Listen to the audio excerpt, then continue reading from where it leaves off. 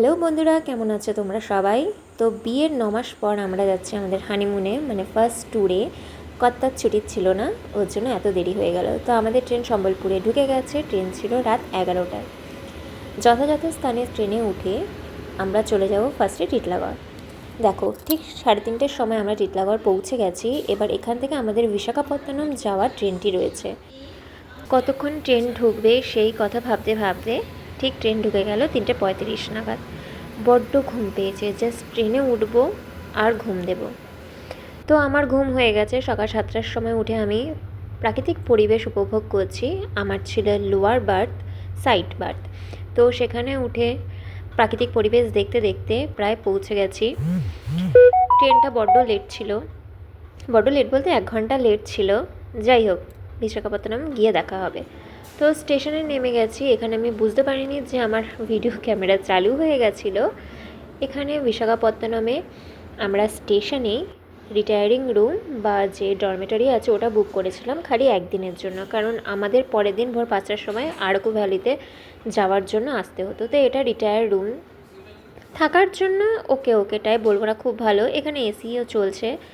এটা কত করে নিয়েছিল আমি সব ডিটেলসে পরে জানিয়ে দেবো। বেড রয়েছে, একটা ওয়ার্ড্রব রয়েছে, আর আয়না, ড্রেসিং টেবিল তো তোমরা দেখলেই। আর এখানে হচ্ছে বাথরুমটা নর্মাল পরিষ্কার ছিল। এরপর আমরা বেরিয়ে গেলাম সীমাচলন টেম্পল যাওয়ার উদ্দেশ্যে। তো ঠিক দেখো, স্টেশনের পাশেই রয়েছে বাস বে, ওখান থেকে আমরা ফার্স্টে যাব সীমাচলন। তো বাস ভাড়া 30 টাকা, 30 টাকা করে টোটাল 60 টাকা।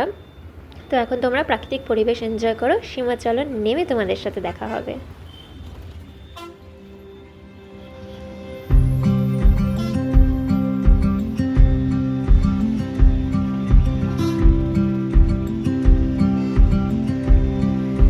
সীমাচলম বাস স্টপে নেমে ইডলি খেয়ে নিয়েছিলাম, কারণ সাউথ ইন্ডিয়া আসলে ধোসা ইডলি খাওয়াটা মাস্ট। তারপর এখান থেকে সীমাচলম টেম্পল যাওয়ার জন্য আলাদা বাস ধরতে হয়। দেখো, পাহাড়ের মাথায় টেম্পল আছে। এবার তোমরা পাহাড়ের দৃশ্য এনজয় করো।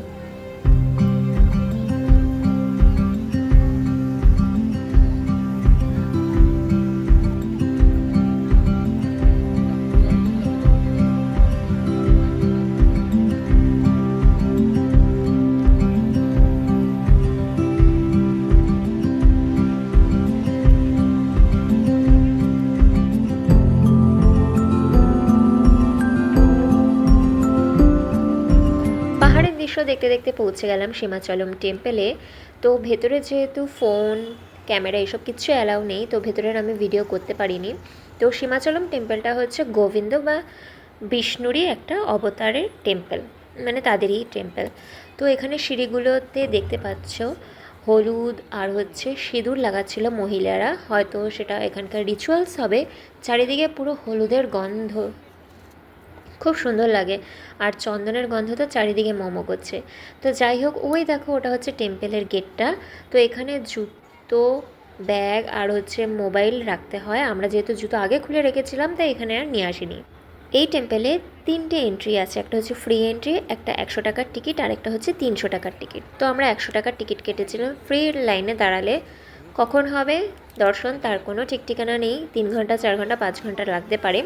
100 টাকার লাইনে মিনিমাম আধা ঘন্টা থেকে 1 ঘন্টা, 300 টাকার লাইনে ডাইরেক্ট তুমি দর্শন পাবে। তো এখানে হচ্ছে যেরকম মন্দিরে থাকে, তো সেরকমই জিনিসপত্র কিনতে পারবে। আর এখানে না পেঁয়াজের সিঙ্গাড়াগুলো মাস্ট।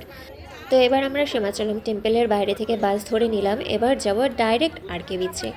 এবার আরকে বিচে আমরা কোথায় কোথায় গেছি, কী কী দেখেছি, সেগুলো তোমাদের পরের ভিডিওতে জানাবো।